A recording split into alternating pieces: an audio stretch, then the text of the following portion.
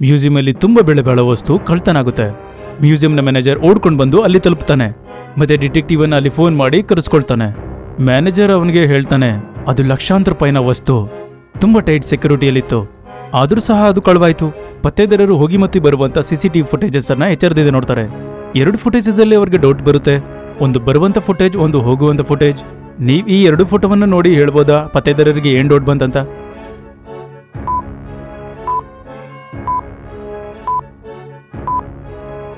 ಈ ಹುಡುಗ ಮತ್ತೆ ಈ ಹುಡುಗಿಯ ಬಟ್ಟೆ ಮತ್ತೆ ಇವರ ಶೂಸ್ ಒಂದೇ ತರ ಇದೆ, ಕೇವಲ ಕೂದಲು ಮಾತ್ರ ಬೇರೆ. ಮತ್ತೆ ಕೂದಲನ್ನ ಹಾಕೊಂಡಿರೋ ತರ ಇದೆ, ಅಂದ್ರೆ ಒಂದು ವಿಗ್ ಆಗಿದೆ. ಖಂಡಿತ ಇವನೇ ಕಳ್ತನ ಮಾಡಿರ್ತಾನೆ. ಪತ್ತೇದಾರ ಫುಟೇಜಸ್ ಅನ್ನ ಮತ್ತೆ ನೋಡ್ತಾನೆ. ಕೇವಲ ಪ್ರತಿ ಮಾತ್ರ ಅಲ್ಲ, ಇಲ್ಲಿ ಬೇರೆಯೂ ಸಹ ಕಳ್ಳತನ ಆಗಿದೆ. ನೀವು 2 ಫುಟೇಜಸ್ ಅನ್ನ ನೋಡಿ ಹೇಳ್ಬೋದಾ ಪತ್ತೇದಾರನಿಗೆ ಯಾಕೆ ಗನಿಸ್ತಂತ? ಯೋಚಿಸಿ ಮತ್ತೆ ನಿಮ್ಮ ಆನ್ಸರ್ ಕಮೆಂಟ್ ಮಾಡಿ.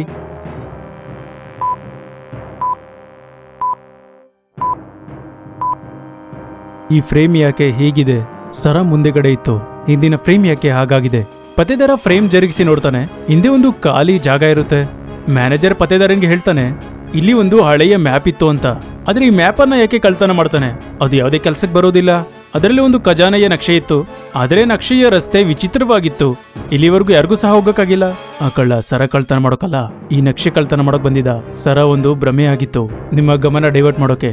ಮ್ಯಾನೇಜರ್ ಪತ್ತೇದಾರನ್ಗೆ ಹೇಳ್ತಾನೆ, ಅವನ ಹತ್ರ ನಕ್ಷೆಯ ಒಂದು ಕಾಪಿ ಸಹ ಇದೆ. ಮತ್ತೆ ಪತ್ತೇದಾರನಿಗೆ ನಕ್ಷೆಯ ಕಾಪಿ ತಂದ್ಕೊಡ್ತಾನೆ. ಮತ್ತೆ ಹೇಳ್ತಾನೆ, ಖಜಾನೆವರೆಗೂ ಹೋಗೋಕೆ 5 ಸ್ಟೇಜಸ್ ಇದೆ.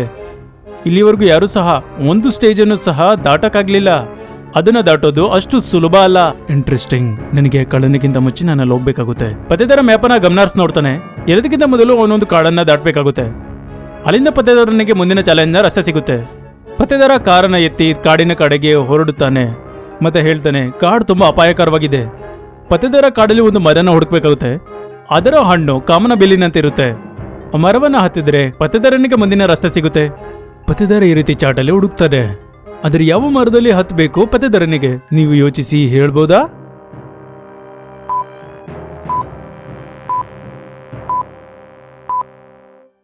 ಮೊದಲು 3ರಲ್ಲಿ ಹೋಗುವುದು ಅಪಾಯವಾಗಿರುತ್ತೆ. 4ನೇ ಮರದಲ್ಲಿ ನೋಡಿ ಹೆಜ್ಜೆ ಗುರುತಿದೆ. ಕೆಳಗೆ ತ್ಯಾವ ಇದೆ, ಅದರಿಂದ ಮರದ ಮೇಲೆ ಹೆಜ್ಜೆ ಗುರುತು ಬಂದಿದೆ. ಖಂಡಿತ ಆ ಕಳ್ಳ ಈ ರಸ್ತೆಯನ್ನು ಪಾರ್ ಮಾಡಿದ್ದಾನೆ. ಇದು ಅವನದೇ ಗುರುತಾಗಿದೆ. ಪತ್ತೇದಾರ ಸಹ ಮರದ ಮೇಲೆ ಹತ್ತುತ್ತಾನೆ. ಮರದ ಮೇಲಿಂದ ಪತ್ತೇದಾರನಿಗೆ ಪೂರ್ತಿ ಕಾಡು ಕಾಣಿಸ್ತಿತ್ತು. ಮತ್ತೆ ಮುಂದೆ ಪತ್ತೇದಾರನಿಗೆ 3 ರಸ್ತೆ ಕಾಣಿಸುತ್ತೆ. 3 ರಸ್ತೆಯನ್ನು ನೋಡಿ ನೀವು ಹೇಳ್ಬೋದಾ ಯಾವ ರಸ್ತೆ ಗುಹೆಯ ಒಳಗಡೆ ಹೋಗುತ್ತೆ ಅಂತ? ತಪ್ಪಾದ ರಸ್ತೆ ಪತ್ತೇದಾರನಿಗೆ ಸಾವಿಗೆ ಗುರಿಯಾಗುತ್ತೆ. ಹಾಗಾಗಿ ಯೋಚಿಸಿ ಮತ್ತೆ ಹೇಳಿ ABCಯಲ್ಲಿ ಯಾವ ರಸ್ತೆ ಅಂತ.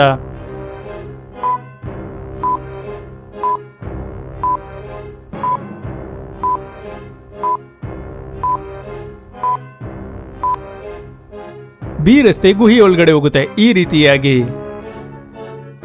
ಪತ್ತೇದಾರ ರಸ್ತೆಯಲ್ಲಿ ಹೋಗ್ತಾನೆ ಮತ್ತೆ ಕಾಡಿನಲ್ಲಿ ಮುಂದುವರಿಸ್ತಾನೆ. ಕಾಡನ್ನು ಪಾರ್ ಮಾಡುತ್ತಾ ಪತ್ತೇದಾರ ಗುಹೆಯ ಮುಂದೆಗಡೆ ಹೋಗ್ತಾನೆ. ಗುಹೆಯ ಹೊರಗಡೆ ತೇವಾಂಶ ಮತ್ತೆ ಬುರುದೆ ಇರುತ್ತೆ. ಪತ್ತೇದಾರ ಗುಹೆಯ ಒಳಗಡೆ ಹೋಗಲು ಶುರು ಮಾಡ್ತಾನೆ. ಆಗೊಂದು ಯೋಚನೆ ಪತ್ತೇದಾರನ ತಲೆಯಲ್ಲಿ ಬರುತ್ತೆ. ಲಾಜಿಕಲಿ ನೀವು ಹೇಳ್ಬೋದು ಅದು ಯಾವ ಯೋಚನೆ ಅಂತ?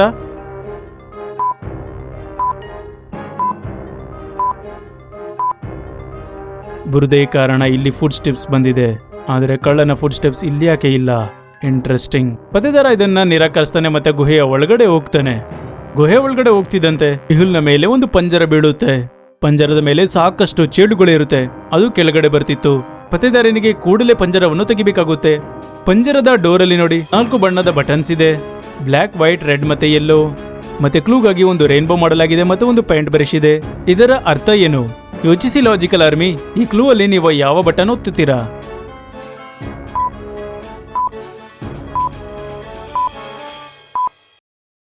ರೈನ್ಬೋದ ಎಲ್ಲ ಕಲರ್ ಅನ್ನು ಮಿಕ್ಸ್ ಮಾಡೋದ್ರಿಂದ ನನಗೆ ಬ್ಲ್ಯಾಕ್ ಕಲರ್ ಸಿಗುತ್ತೆ, ಅಂದ್ರೆ ಬ್ಲ್ಯಾಕ್ ಬಟನ್ ಪ್ರೆಸ್ ಆಗುತ್ತೆ.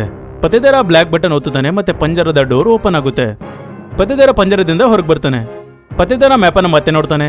ಮತ್ತೆ ಅವ್ನಿಗೆ ಅರ್ಥ ಆಗುತ್ತೆ, ಗುಹೆಯಿಂದ ಹೊರಗೆ ಬಂದು ಅವನಿಗೆ ಒಂದು ನದಿ ಹುಡುಕ್ಬೇಕಾಗುತ್ತೆ. ಪತ್ತೇದಾರ ಮುಂದುವರಿಸ್ತಾನೆ. ಆಗ ಅವನಿಗೆ ಒಂದು ನದಿ ಸಿಗುತ್ತೆ.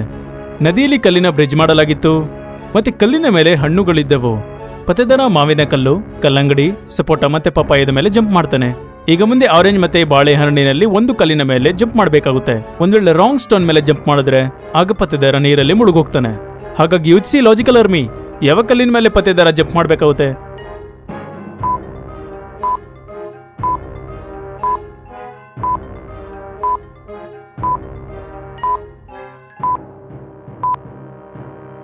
ಎಲ್ಲ ಫ್ರೂಟ್ ಸೀಡ್ಸ್ ಇರುವಂತದ್ದು, ಆದ್ರೆ ಬನಾನಾವನ್ನ ಬಿಟ್ಟು.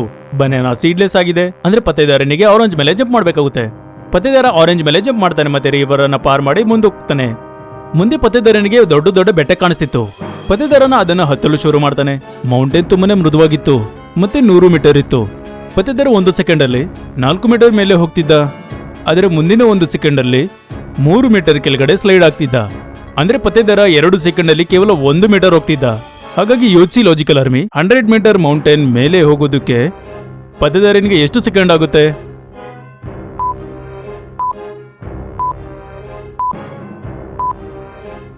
ಪತ್ತೇದಾರನಿಗೆ 193 ಸೆಕೆಂಡ್ ಹಿಡಿಯುತ್ತೆ. 2 ಸೆಕೆಂಡ್ ಅಲ್ಲಿ 1 ಮೀಟರ್ ಅಂದ್ರೆ 96 ಮೀಟರ್. ಪತ್ತೇದಾರ 192 ಸೆಕೆಂಡ್ ಅಲ್ಲಿ ಹೋಗ್ತಾನೆ. ಮುಂದಿನ 1 ಸೆಕೆಂಡ್ ಅಲ್ಲಿ ಪತ್ತೇದಾರ 4 ಮೀಟರ್ ಏನು ಹೋಗ್ತಾನೆ. ಆಗ ಮೌಂಟೇನ್ ಕ್ರಾಸ್ ಮಾಡ್ತಾನೆ. ಆಗ ಸ್ಲೈಡ್ ಆಗೋದಿಲ್ಲ. ಪತ್ತೇದಾರ ಮೇಲೆ ಹೋಗ್ತಾನೆ. ಆಗ ನೋಡ್ತಾನೆ ಒಳಗಡೆ ಹೋಗೋದಕ್ಕೆ 2 ಗುಹೆ ಇರುತ್ತೆ.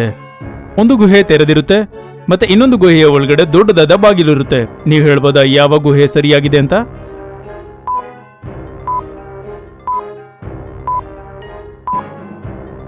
ಆಬ್ವಿಯಸ್ಲಿ ಇಲ್ಲಿ ಖಜಾನೆ ಇರುತ್ತೆ. ಆ ಗುಹೆ ತೆರೆದಿರೋದಿಲ್ಲ. ಅಂದ್ರೆ ರೈಟ್ ಅಲ್ಲಿ ಇರುವಂತ ಗುಹೆ ಸರಿಯಾಗಿದೆ. ಆದರೂ ಸಹ ಪತ್ತೇದಾರ ಲೆಫ್ಟ್ ಅಲ್ಲಿ ಇರೋ ಗುಹೆ ಒಳಗಡೆ ಹೋಗ್ತಾನೆ. ಯಾಕೆ ಲಾಜಿಕಲ್ ಆರ್ಮಿ, ನೀವು ಯೋಚಿಸಬಹುದಾ?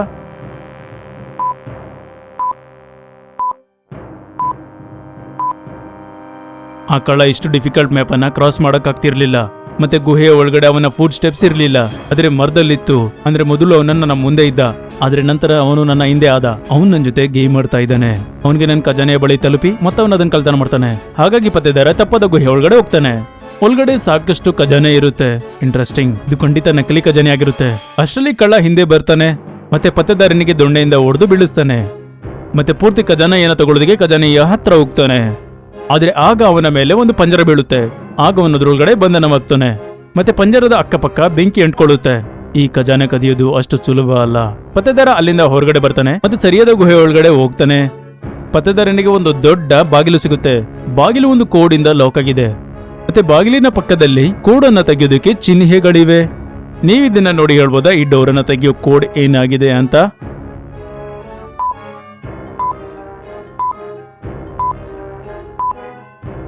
ಮೊದಲನೇ ಫಿಗರ್ ಅಲ್ಲಿ 4 ಇಂಟರ್ಸೆಕ್ಷನ್ ಪಾಯಿಂಟ್ಸ್ ಇದೆ. ಹಾಗಾಗಿ ವ್ಯಾಲ್ಯೂ 4 ಆಗಿದೆ. ಎರಡನೇದಲ್ಲಿ 2 ಇದೆ ಮತ್ತೆ ಮೂರನೇದಲ್ಲಿ 5 ಇದೆ. ಮತ್ತೆ ಕ್ವಶನ್ ಇರುವಂತ ಫಿಗರ್ ಅಲ್ಲಿ 5 ಇಂಟರ್ಸೆಕ್ಷನ್ ಪಾಯಿಂಟ್ಸ್ ಮಾಡಲಾಗಿದೆ. ಹಾಗಾಗಿ ಕೋಡ್ ಆಗಿದೆ 5. ಪತ್ತೇದಾರ ಕೋಡ್ 5 ಪ್ರೆಸ್ ಮಾಡ್ತಾನೆ. ಆಗ ಡೋರ್ ಓಪನ್ ಆಗುತ್ತೆ. ಮತ್ತೆ ಒಳಗೆ ಪತ್ತೇದಾರನಿಗೆ ತುಂಬಾನೇ ಖಜಾನೆ ಕಾಣಿಸುತ್ತೆ. ಪತ್ತೇದಾರ ಹೆಲಿಕಾಪ್ಟರ್ ಇಂದ ಪೊಲೀಸನ್ನ ಕರೆಸ್ಕೊಳ್ತಾನೆ. ಮತ್ತೆ ಎಲ್ಲ ಖಜಾನೆ ಜನಗಳ ಸಹಾಯಕ್ಕಾಗಿ ಮಾರಿ ಬಿಡ್ತಾನೆ. ಪತ್ತೇದಾರ ಹಿಂತಿರುಗಿ ತಪ್ಪಾದ ಗುಹೆಗೆ ಹೋಗ್ತಾನೆ. ಆದ್ರೆ ಅಲ್ಲಿ ಕಳ್ಳ ಇರೋದಿಲ್ಲ. ಮತ್ತೆ ಖಜಾನೆ ಸಹ ಮಾಯ ಆಗಿರುತ್ತೆ. ಇಂಟ್ರೆಸ್ಟಿಂಗ್, ಅಂದ್ರೆ ಈ ಕಳ್ಳನಿಗೆ ಇನ್ನೂ ಸಹ ಅರ್ಥ ಆಗ್ಲಿಲ್ಲ ಇದು ನಕಲಿ ಖಜಾನೆಯಾಗಿತ್ತು. ನಾನಾ ಖಜಾನೆ ಮೇಲೆ ಟ್ರ್ಯಾಕರ್ ಎಸೆದಿದ್ದೆ. ಈಗ ಈ ಕಳ್ಳನ ಬಾಸ್ ಯಾರಂತ ಗೊತ್ತಾಗ್ಬಿಡುತ್ತೆ. ಪತ್ತೇದಾರ ನಕಲಿ ಖಜಾನೆಯನ್ನ ಟ್ರ್ಯಾಕ್ ಮಾಡ್ಕೊಂಡು ಒಂದು ಹಳೆಯ ಮನೆ ಕಡೆ ಬರ್ತಾನೆ. ಅಲ್ಲಿ ಖಜಾನೆಯ ಜೊತೆಗೆ ಮ್ಯೂಸಿಯಂನ ಮ್ಯಾನೇಜರ್ ಸಹ ಸಿಗ್ತಾನೆ. ನನಗ್ ಮುಂಚೆನೆ ಗೊತ್ತಿತ್ತು ಇದು ನಿನ್ನ ಪ್ಲಾನ್ ಅಂತ. ಆ ಮ್ಯಾಪ್ ಗೋಡೆಯ ಹಿಂದೆ ಬಚ್ಚಿಟ್ಟಿತ್ತು. ಇದು ಬೇರೆಯವರಿಗೆ ಹೆಂಗ್ ಗೊತ್ತಾಗುತ್ತೆ? ಮತ್ತೆ ಇನ್ನೊಂದು ಅಸಲಿ ನಕ್ಷೆ ಕಾಪಿ ಯಾಕೆ ಮಾಡ್ತಾರೆ ಮತ್ತೆ ನನ್ಗೆ ಯಾಕೆ ಕೊಡ್ತಾರೆ? ನಿನಗ್ ಬೇಕಾಗಿದ್ದು ನಾನ್ ಮುಂಚೆ ಅಲ್ಲಿ ಹೋಗಿ ಮತ್ತೆ ಖಜಾನೆನ ಕದಿಬೇಕು. ಆದ್ರೆ ನಿನ್ನ ಪ್ಲಾನ್ ಫ್ಲಾಪ್ ಆಯ್ತು. ಪತ್ತೇದಾರ ಅವನ್ನ ಹಿಡ್ಕೊಳ್ತಾನೆ. Case solved. ಪತ್ತೇದಾರ ರಾಕ್ಸ್.